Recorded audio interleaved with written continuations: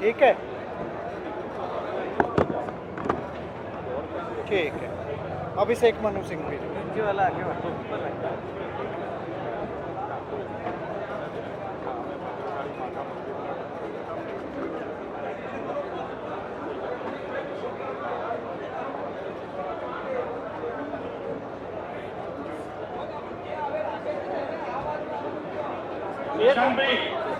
નિશાંતભાઈ સાહેબ આવી રહ્યા હોય તો તે લઈને આવજો આગળ.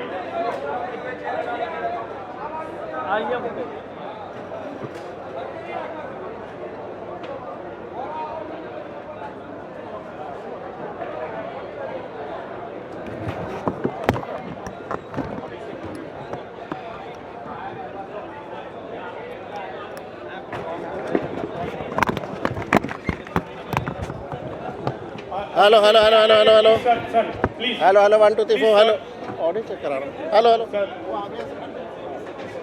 નિશાંતજી આ જાइए.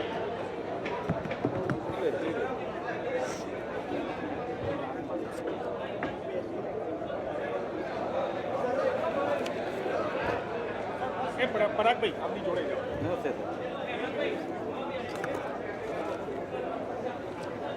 हमारे बीच में भाई साहब प्लीज साइलेंस ऑलरेडी. वो रेजोल्यूशन है सचिन पायलट का रेजोल्यूशन वहीं रह गया है आपका. सचिन पायलट का रेजोल्यूशन है आपका. सचिन पायलट का भाग के ना सचिन पायलट का रेजोल्यूशन मूव किया तो पके ले आओ भाग के ले आओ सचिन पायलट. सचिन पायलट जी ने पैड दूं सर, पैड दूं. सचिन पायलट का रेजोल्यूशन वहीं रह गया. पेड़ तो खाली है. चलिए साहब शुरू करें. शुरू करें प्लीज सर. मैं इसको ज़रा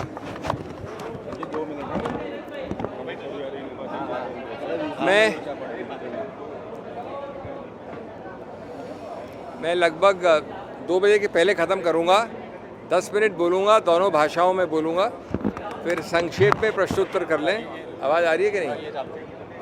आवाज़ आ रही है कि नहीं आपको? ये वाला हाथ में ले लीजिए भैया एक चीज़ करो ना. ओके, मैं करीब 10-12 मिनट बोलूँगा, दोनों भाषाओं में बोलूँगा. 2 बजे के पहले ख़त्म करना है अपने को, और जो प्रश्नोत्तर कर लेंगे बाद में अपन. आप लोग ज़्यादातर तो हमारे पुराने साथी हैं दिल्ली से और गुजरात से.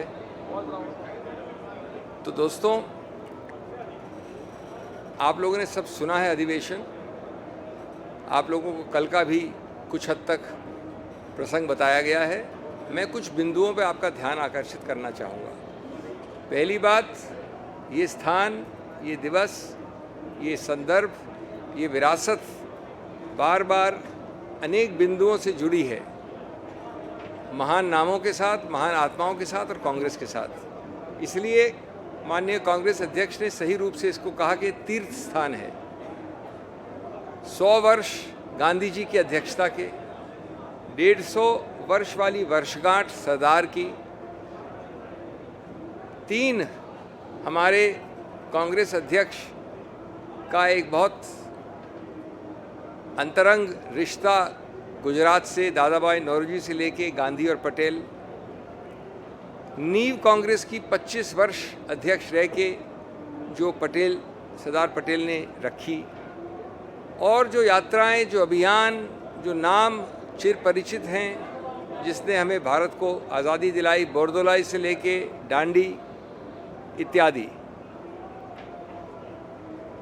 बिंदु जो टच हुए वो व्यापक थे, और सबका उद्देश्य एक था कि कांग्रेस के पुनर्निर्माण में ये आवश्यक है कि हम सब हमारी पुरानी विरासत, हमारी पुरानी सोच और हमारी शुरुआत को याद रखें. रेजोल्यूशन जो सचिन पायलट जी ने मूव किया, अभी मैं आया हूँ तब तक लगभग 25 लोग बोल चुके हैं. लगभग राहुल जी बोलेंगे कुछ समय बाद, उसके बाद एक और आपके लिए प्रेस ब्रीफिंग होगी. बिंदु महत्वपूर्ण है कि संविधान के जो स्तंभ हैं उनको कमज़ोर कैसे किया जा रहा है.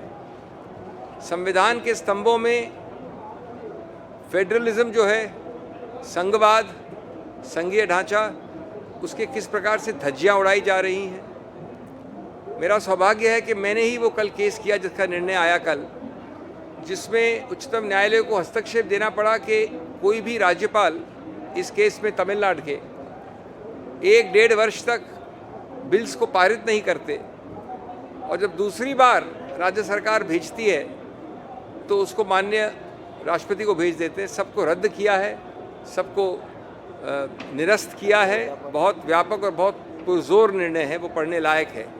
लेकिन कितने निर्णय हों, कितने बाबा साहब के घोषणाएं हों, कितने हमारी डॉक्यूमेंट्स हों, ये सरकार, मोदी सरकार उन सबको उल्लंघन करने पे तत्पर है। इसलिए निर्णय आता है बाद में, उल्लंघन पहले हो जाता है। संसद की बात की, किस प्रकार से अगर लीडर ऑफ ऑपोजिशन, जो कि गणतांत्रिक आवाज़ है, उसका नाम है सूची में, उसको बोलना है लेकिन उसको बोलने नहीं दिया जाता है। माननीय प्रधानमंत्री इतने प्रखर, इतने मुखर वक्ता हैं, लेकिन 2 वर्ष में संसद के अंदर और संसद के बाहर मणिपुर में एक ऐसी अजीबोगरीब चुप्पी साध चुके हैं कि एक शब्द, एक लाइन नहीं बोले हैं। 26% टैरिफ के मुद्दे पे विश्व और देश त्राही त्राही कर रहा है। 14 से 20 लाख करोड़ का हनन सिर्फ भारत का फिगर है। 14 लाख मानिए, 20 लाख करोड़ मानिए, फर्क नहीं पड़ता है। विश्व में इससे कई गुना ज़्यादा है। संसद में इसकी बात करने से ज़्यादा उसको फास्ट ट्रैक करके उसी दिन, और हमने कहा है, हमने आरोप लगाया जानबूझकर वक्फ का बिल लाया गया, वो डिस्कशन संसद में नहीं होने दिया। संसदीय प्रणाली के प्रति कोई आदर नहीं है।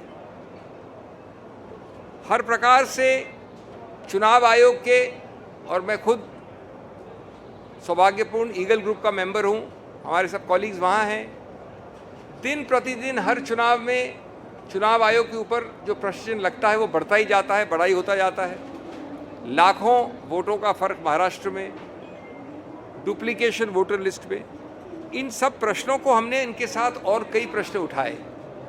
उनके जवाब नहीं आते, लेकिन हमारा कर्तव्य हम उठाएंगे। हर प्रश्न पे हम अभियान करेंगे। हमने कहा है कि हमारा अंततोगत्वा उद्देश्य है कि कागजी बैलेट हो, लेकिन हम समझते हैं कि कागजी बैलेट तुरंत एक बटन प्रेस करने से नहीं हो सकता। तब तक कम से कम वीवीपीएटी का जो कागज़ है उसका ट्रेल लगभग न्यूनतम 50% हो। सामाजिक कल्याण की इतनी सारी स्कीम्स हैं, उनका औचित्य क्या है? उनका औचित्य है कि आपको मिले, आपको मिले, आपको मिले। अगर आप इस गैदरिंग में 1 नंबर हैं और ये इस गैदरिंग में 100 हैं, तो सामाजिक न्याय कैसे हो सकता है जब तक कि हमारे पास कोई आंकड़े नहीं हो कि आप 1 हैं या 100 हैं। इसलिए कास्ट सेंसस माना गया है, मांगा गया है। आप दे रहे हैं 5, 10, 15% ये सामाजिक न्याय वाली स्कीम्स, और वहाँ आबादी मांग रही है 50%। इससे क्यों घबरा रही है मोदी सरकार? क्यों सच नहीं जान? अभी तो कास्ट सेंसस की बात है, सत्य जानने में क्या उनको घबराहट है? उसके बाद हो न हो वो बात की बात है, लेकिन सत्य जानने की कार्रवाई करने से क्यों घबराती है? इस प्रकार के, जैसा मैंने कहा, प्रश्न सैकड़ों हैं, लेकिन जिस ऊर्जा से, जिस दिशा से, जिस गति से ये 2 दिन मैंने देखा, हमारे युवा, हमारे शीर्षस्थ नेतृत्व, और राहुल जी कल भी सीधे से बोले, अभी बोलने वाले हैं, खड़गे जी दोनों बार बोल चुके हैं, इन सब में जो एक स्फूर्ति, ऊर्जा दिख रही है, मैं समझता हूँ कि कांग्रेस उसको परिवर्तित करेगी सफलता में, राजनीतिक सफलता में। किसी ने कहा कि हम बिल्कुल एमपी एमएलए बनना चाहते हैं और बनेंगे, लेकिन साथ साथ आज का जो एक संकट का वातावरण बनाया इस सरकार ने, उसमें हम सबको गांधी और पटेल और बोस बनने का भी एक अवसर मिलता है। और वो अवसर कि हम बोस बने या पटेल बने या गांधी बने, वो इससे भी ज़्यादा महत्वपूर्ण है कि हम एमपी बने या एमएलए बने। तो इन बातों पे, इसके अलावा शिक्षा नीति पे बात हुई। ये बताया गया कि किस प्रकार से जिन स्तंभों की आप बात करते हैं, जिनको कमांडिंग हाइट्स कहा जाता है, जो नींव है भारत की आर्थिक सिस्टम के, सब माननीय नेहरू जी ने, जो हमारी जीएनपी है, गांधी, नेहरू, पटेल, उस समय की उपज है। जब जब ओबीसीज़ के बारे में, आरक्षण में कानूनी विरोध आया, 50 और 60 में उच्चतम न्यायालय से आया, तो नेहरू जी ने कानून संविधान का संशोधन किया और अनुच्छेद 15 द्वारा उस आरक्षण को बरकरार किया, वापस उठाया। महिलाओं के विषय में ये नाम कहाँ से आते हैं? ये बीजेपी से आते हैं। एनी बेसेंट, सरोजिनी नायडू, नेली सेनगुप्ता, इंदिरा गांधी, सोनिया गांधी, श्रृंखला लंबी है। ये जो एम्पावरमेंट की बात करते हैं हम, ये सिर्फ नाम की बात नहीं करते हैं, हम हर प्रकार से। और जो पंचायती राज में जो एक क्रांति आई है, आज लगभग 15 लाख और 20 लाख से ज़्यादा जो लोग निर्णय लेते हैं पंचायत में, सबसे नीचे वाले स्तर पे, वो महिलाएं होती हैं। ये सब कौन लाया है? सब कांग्रेस लाई है। हमने कहा कि आप सिर्फ अन्नदाता का नाम नहीं दीजिए, कृषक को सिर्फ दुहाई नहीं दीजिए, उसके लिए आप एमएसपी में क्या कर रहे हैं? लाल बहादुर शास्त्री कांग्रेस के प्रधानमंत्री थे जिन्होंने जय जवान जय किसान का स्लोगन दिया था। आज हमने आंकड़े दिए हैं कि जितनी वृद्धि एमएसपी में कांग्रेस के वक्त हुई सभी चीज़ों में, और मुख्य रूप से धान और गेहूं में, बट सभी में, उसका एक फ्रैक्शन भी, उसका एक छोटा हिस्सा भी नहीं आया। उल्टा आपने लगभग 700 के लगभग जीवन दान अन्नदाताओं ने किए, 700, और आप जिद पे अड़े रहे। वो जिद अंततोगत्वा 700 मृत्युओं के बाद, कोलाहल के बाद, ब्लॉकेड के बाद, अस्थिरता के बाद, लगभग 2 वर्ष बाद आपकी ईगो ने ये अनुमति दी आपको कि आप गलती माने। मैं अभी आपका समय हर मुद्दे पे नहीं लूँगा। माननीय खड़गे जी ने भी ये भी कहा था, उसे बहुत तालियां बजी, कि जो लोग काम नहीं करना चाहते वो रिटायर कर जाएं। ये नहीं कि अंदर बैठ के एक स्थान आरक्षित रखें और काम भी ना करें। ये भी आप जानते हैं कि हर प्रकार से एक और बड़ा मुख्य निर्णय है कि जब चयन किया जाएगा, चयन अत्यंत महत्वपूर्ण होता है, तो डिस्ट्रिक्ट अध्यक्ष को निश्चित रूप से उस अधिकार क्षेत्र में लिया जाएगा, पूरी तरह से मीनिंगफुल तरीके से। इसके अलावा जो ढांचे हैं, ऑर्गेनाइजेशनल हैं, उन पे बहुत क्लोज पैनी दृष्टि से विचार विमर्श चल रहा है। आप उसका परिणाम देखेंगे। जो कुछ सटीक है, जो कुछ सकारात्मक है, जो कुछ ठोस है, जो संगठन के लिए, जो संघर्ष के लिए, जो संकल्प के लिए मजबूती ज़्यादा लाता है, वो सब बदलाव भी आप देखेंगे। मैं सिर्फ गुजरात की बात नहीं कर रहा हूँ, लेकिन सब उस प्रदेश में जहाँ अभी अर्जेंसी है। थैंक यू, धन्यवाद। I'll ask one by one. हाँ, आइए।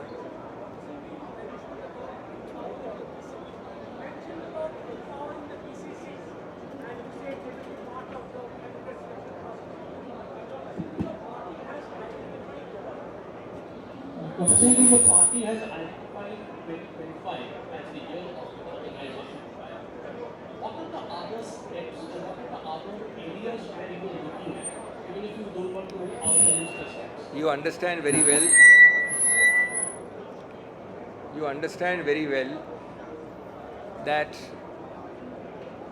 established custom and convention does not allow me to be specific before a decision is formally announced. Number two, you know Rahul Gandhi's long-term thinking on this, not now, but 5 years ago, 10 years ago. He is extremely focused and extremely firm on these topics. He has spoken about it. In fact, he has already walked the talk on this several times on other areas and other states. Number three, the foundation and the spine of the selection system, because on selection depends success in the electoral process, depends very much on the grassroots feedback. We accept that although in theory we accept it and recognize it, we have not always operationalized it in practice. So there's a huge change in emphasis. Fourth, you are seeing already, and I'm not going to take names, I'm not going to take details, younger faces, more energetic faces, more ground connected faces, more committed faces, and that process will only accelerate. Beyond that, I am not at liberty, but you will see every day, even now as we speak, changes have been happening, and you are getting those notifications from General Secretary organization about who is now in charge of what, who is in charge of that. Yes, Sir,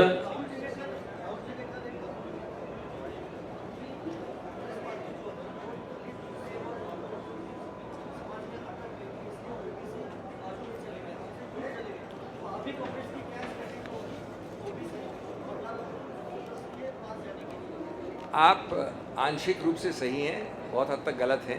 Rahul Gandhi ji का formulation वो नहीं था जो आपने अभी किया।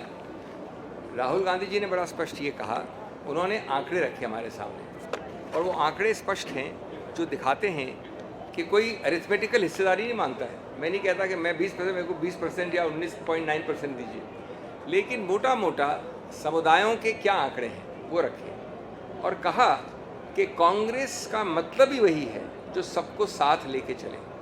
एक तरफ सबको साथ स्लोगन है, एक तरफ सबको साथ हमारी पहचान है, लेकिन उस सबको साथ लेने में जो न्याय होता है वो आंकड़ों के बिना नहीं हो सकता। मैं इस पूरे कमरे को साथ लेके तभी चल सकता हूँ जब इसके आंकड़ों का सब डिवीज़न को भी मैं ध्यान रखूँ। उन्होंने उस चीज़ की बात की, उन्होंने कहा हमारे साथ तो ये सब तबके जुड़े थे और जुड़े रहे थे, लेकिन जब तक 50% वाला तबका भी उसी ऊर्जा और गति और दिशा के साथ नहीं जुड़ेगा तो कैसे आएगा परिणाम, ये कहा उन्होंने। बड़े पॉजिटिव सकारात्मक रूप से कहा, ये नकारात्मक रूप से नहीं कहा कि इसको हटा दो तो इसको ले लो, इसको हटा दो उसको ले लो। सर ये जो अधिवेशन हो रहा है इसमें नया क्या है? हर बार कांग्रेस है वो EVM, election fund, ED, CBI, Modi government, Adani, Ambani, उनको लेके प्रस्ताव करती है। ये 30 साल से कांग्रेस बातें करती है, लेकिन इसमें नया क्या है जिससे कांग्रेस आगे बढ़ती है? देखिए, आप सिर्फ एक इलेक्टोरल सक्सेस की बात कर रहे हैं। उस 30 साल में जहाँ मैं समझता हूँ गुजरात में सफलता नहीं मिली, लेकिन जिसको आप कहते हैं कि पुरानी चीज़ है, नया क्या है, उसके आधार पे 10 वर्ष यूपीए गवर्नमेंट जो चली थी वो किस पे चली थी? इन्हीं 10 बिंदुओं में जिनका नाम आप ले रहे हैं, जिनको आप समझते हैं कुछ भी नहीं है। उसके बाद अभी 2024 में जब 240 का आंकड़ा आया था वो इन्हीं मुद्दों पे आया था। उसके बाद जो उससे पहले करीब इस 2024 के पहले करीब 20 प्रदेशों में शासन किया था वो भी इन्हीं मुद्दों से आया था। आप एक गुजरात सेंट्रिक प्रश्न पूछ रहे हैं। मैं मानता हूँ, स्वीकार करता हूँ कि इलेक्टोरल रूप से हमें गुजरात में सफलता नहीं मिली है, लेकिन आपका अभिप्राय है कि अगर गुजरात में इलेक्टोरल सफलता नहीं मिली है तो ये जो मुद्दे हैं ये तो यूजलेस है, गार्बेज में डालने वाले हैं, ये बिल्कुल असत्य है, बिल्कुल गलत है, बिल्कुल ही संदर्भ के विपरीत है। सर, सोमनाथ रॉय बंगाल के न्यूज़पेपर संवाद प्रतिनिधि हैं। सर, कल जिस टाइम आप लोग सीडब्ल्यूसी की मीटिंग कर रहे थे उसी टाइम राहुल जी ने प्रेसिडेंट मैम को एक चिट्ठी लिखा, वो बंगाल के टीचर रिक्रूटमेंट स्कैम को लेकर, और बंगाल के किसी नेता का ये दावा है कि 2-3 दिन पहले जो टीचर के रिप्रेजेंटेटिव राहुल जी से मिले थे उस टाइम उन्होंने आपसे ओवर फोन बात किया था। तो मतलब हम ये जानना चाहते हैं कि बी कांग्रेस लीडर और बीइंग एडवोकेट ऑल्सो, आपका अगला देखिए ऐसा है, मेरा इसमें निकटतम संबंध है, इसलिए मैं आपको डिटेल्स नहीं दूंगा। मैं इतना स्पष्ट करूंगा कि इस मामले में सब लोग एक हैं। राहुल गांधी जी जिनका बात हुई मेरे से, माननीय मुख्यमंत्री पश्चिम बंगाल की भी बात हुई, उन्होंने तो बल्कि वक्तव्य में स्पीच में कहा कलकत्ता में, और मैं एक्चुअल केस में अनटेंटेड एक कैटेगरी थी उनके लिए पेश भी हुआ था। मैं कभी मिक्स नहीं करता हूँ। तो जहाँ तक टेंटेड अनटेंटेड का सवाल है, जो मुद्दा नंबर 1 है, उसमें हमारी दलील बता रहा हूँ मैं, सिर्फ क्या होता है नहीं कह रहा हूँ। दलील ये थी कि जो अनटेंटेड है, जिसमें सीबीआई खुद मानती है कि कोई टेंट नहीं है, कोई गलती नहीं मिली, कोई कागज़ में फोर्जरी नहीं मिली, इत्यादि इत्यादि, उनको आप सेवरेबल कर दीजिए, अलग कर दीजिए, साफ कर दीजिए, और बाकियों को आप दंडित कर सकते हैं। हमारा मानना है कि उच्चतम न्यायालय ने हमारे पक्ष में काफ़ी मजबूती पाई, लेकिन अंततोगत्वा उन्होंने सोचा कि बहुत बड़ा काम होगा, इसलिए उन्होंने सब कुछ को निरस्त कर दिया। अब वो चैप्टर ख़त्म हुआ है, उसमें न्यायिक रूप से जो रिव्यू हो सकता है, पुनर्निरीक्षण हो सकता है, वो किया जाए। यही संदेश मेरे ज़रिए और वैसे भी माननीय राहुल गांधी जी ने और माननीय मुख्यमंत्री ने कन्वे भी किया है। साथ साथ मैं आपको एक और चीज़ बता दूं, उसी बेंच ने परसों सीबीआई को स्थानांतरण करने के लिए, जो उसमें भी पेश हुआ हूँ मैं परसों, जो दलील थी उसको निरस्त किया है। कहा है कि अगर कोई कैबिनेट निर्णय लेता है कि हमको सुपर न्यूमरी पोस्ट शायद क्रिएट करनी है, संभव है क्रिएट करें, सुझाव है क्रिएट करें, तो उस कैबिनेट निर्णय के आधार पर मैं इनका निर्णय कैबिनेट का मैं स्थानांतरण नहीं कर सकता सीबीआई, तो वो निरस्त भी हुआ है। लेकिन अभी इसका प्रोसेस लंबा होगा, आप भी जानते हैं उच्चतम न्यायालय अंतिम न्यायालय होता है, तो पुनर्निरीक्षण के जो पैरामीटर्स हैं वो संकीर्ण होते हैं, उनके अंतर्गत जो होगा। लेकिन राहुल जी इस पर एकजुट लगे हुए हैं, ममता जी भी लगी हुई है, और मैंने इसमें जो कुछ हो सकता है इसमें योगदान किया है। Last question please, last question please, last question please. आपको I ask you in a minute, आपने already I ask you, anybody else, Abhishek ji, I will come back to you, don't worry. Abhishek ji, आप लोग लगातार ईवीएम को लेकर सवाल उठाते, आज कांग्रेस अध्यक्ष ने भी कहा कि बीजेपी की चोरी पकड़ी जाएगी, आज नहीं कल सारी बातें खुलेंगी। आप लगातार सुप्रीम कोर्ट भी गए, कोर्ट से भी अभी तक आपको इस मुद्दे पर राहत नहीं मिली है, आगे क्या करें? आप थोड़ा मेरा न्यूआंस नहीं समझे हैं, और ना आप न्यूआंस समझे हैं माननीय कांग्रेस अध्यक्ष का। हमारी मूल मांग क्या है कि पेपर बैलेट होना चाहिए। 99 या 95% देशों में विश्व में जो गणतांत्रिक हैं कागजी होता है।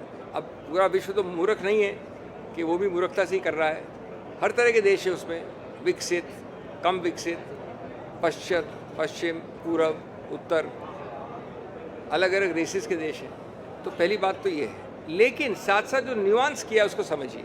न्यूआंस ये है कि मूल हमारा उद्देश्य और मांग तो ये है, लेकिन हम भी जानते हैं कि तुरंत होने वाला नहीं है ये। हम सरकार में नहीं है, ये चुनाव आयोग हमारी सुनता नहीं है, सरकार हमारी सुनती नहीं है। तो जब तक वो सुने हमारी बात, तब तक इंटरिम में हमने 2-3 बड़ी स्पष्ट मांगें की हैं, जो मैं समझता हूँ अगर नहीं मानता है कोई तो आप छुपाना चाहते हैं, आप भय से छुपाना चाहते हैं। क्या है? एक कि आपका जो पेपर ट्रेल है, जो आज लगभग 5% मिलता है, उसको कम से कम न्यूनतम 50% करिए। अब कोई प्रॉब्लम तो नहीं है, आपने वोट तो ईवीएम से किया, पेपर ट्रेल को 50% काउंट करने में क्या तकलीफ है? एक दिन का विलम्ब है, 7 हफ्ते का चुनाव में 1 दिन का विलम्ब, आप क्यों घबराते हैं? ये एक मांग है। इसका मतलब नहीं कि पेपर बैलेट नहीं होना चाहिए, लेकिन जब तक नहीं करो ये तो करो। दूसरा, महाराष्ट्र में 40 लाख 3 महीने 4 महीने बढ़ गए नाम, उसका जवाब दे दीजिए ना। आज भी 2-4 महीने हो गए महाराष्ट्र को, क्या जवाब नहीं मिली आप? तीसरा, डुप्लीकेट वोट्स के हमने प्रमाण पत्र दिए हैं कि इनके घर जाते हैं तो कहते हैं ऐसा आदमी कोई रहता ही नहीं इनके घर पे, कौन है ये चले जाते हैं, इससे साथ वाले गांव में वहाँ से भी वोट कर लेते हैं, हमने प्रमाण दिए हैं। और इस सबको निरीक्षण करने के लिए, इसको एक सावधानी से देखने के लिए एक permanent empowered group, high powered empowered group बनाया है ईगल। माकन जी हैं, मैं हूँ, और लोग हैं उसमें, दिग्विजय जी हैं, तो वो उसको निरीक्षण करें। इसका मतलब ये नहीं कि हम अपना मांग दे रहे हैं, लेकिन इसकी तरफ हम अग्रसर हैं। और जब जब चुनाव आयोग ये छुपाने, लुकाने छुपाने की प्रक्रिया करेगा, हम अपनी आवाज़ पुरजोर तरीके से उठाएंगे। हाँ, एक इधर से और एक इधर से, कोई और है? Nobody from here. हाँ, आप बोलिए, आप उठे आपसे।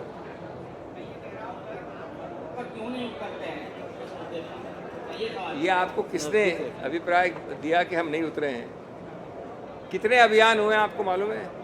कितने अभियान हुए? अब ये थोड़ी कि मैं प्रेस कॉन्फ्रेंस में आपके सामने अभियान चला दूँ। इतने अभियान हुए हैं, डिस्ट्रिक्ट लेवल पे हुए महाराष्ट्र पे। मैं एक उदाहरण दे रहा हूँ, इसके ऊपर अभियान किया है राहुल जी ने खुद ने, जब दोनों जोड़ो यात्रा थी, पश्चिम वाली और दक्षिण वाली, बहुत बड़े हिस्सों में ये उठाया उन्होंने। और क्या होता है अभियान? अभियान थोड़ी होता है कि अनाउंस घोषणा करके फ़ोटो लेके आपको दिखाएंगे अभियान हो रहा है। तो ये नहीं हमारी, अगर सब वक्तव्यों में, मैनिफेस्टो में, हमारे अधिवेशन में ये मांग है तो क्या इसमें छुपाने की बात है?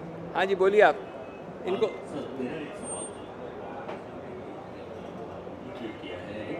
वो वीडियो जो गांधीधाम आश्रम से किसने किया? राहुल जी ने वीडियो ट्वीट किया है गांधीधाम आश्रम पर। बीजेपी के आरोप लगा रहे हैं कि अपने राष्ट्रीय अध्यक्ष का वो लोग सम्मान नहीं कर रहे, जो तरीके को बात करते हैं, इस तरह कुर्सी बिल्कुल साइड में रखी, इस तरीके का।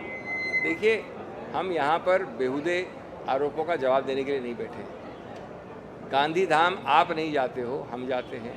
साबरमती में हम भजन सुनते हैं, हम वहाँ पर दिया जलाते हैं। हमारे लोग सब, इतने लोग दिल्ली, अहमदाबाद के बाहर से आके बैठते हैं। और आपकी आरोप क्या है कि कुर्सी टेढ़ी थी? आपका आरोप क्या है कि माननीय मोदी जी वहाँ नहीं थे? ये क्या, किस प्रकार का है? ये तो अपमान करने की प्रक्रिया है गांधी जी को। और इसके लिए अंग्रेजी में एक शब्द है, टिल्टिंग एट विंड मिल्स। एक आदमी था, उसका नाम था डॉन किहोटे। तो माननीय प्रधानमंत्री को मैं नहीं कह सकता वो, लेकिन ये प्रक्रिया वही है कि Don Quixote tilting at wind mills.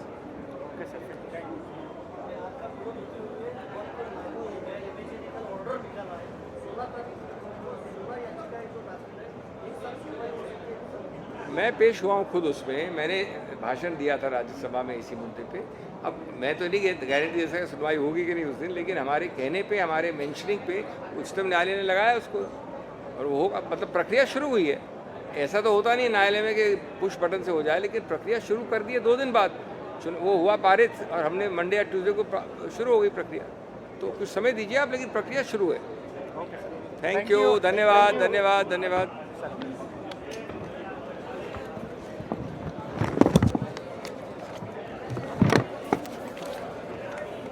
बस यही चाहिए, एक ही है ना ये सेम। हाँ, वो इसीलिए मैंने निकाल के थैंक यू यार, बहुत गर्मी है यार। मतलब ऑपरेटर हो तो भी होगा, मतलब ऐसा क्या कोई चांस मतलब है